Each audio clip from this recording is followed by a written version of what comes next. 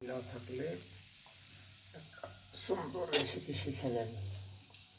আলু সিদ্ধ দেবেন ভাতের সাথে, আর এভাবে আলুতে মশলা দিয়ে নেবেন, মধ্যেখানে একটা ডিম দেবেন,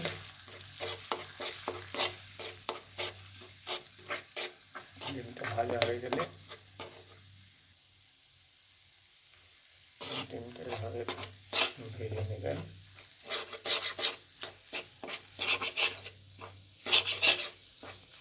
পরে আলুগুলোর সাথে ভালো করে মিশিয়ে নিয়ে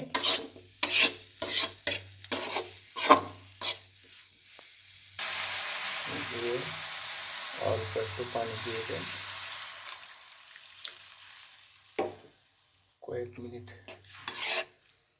ঢেকে রাখলেই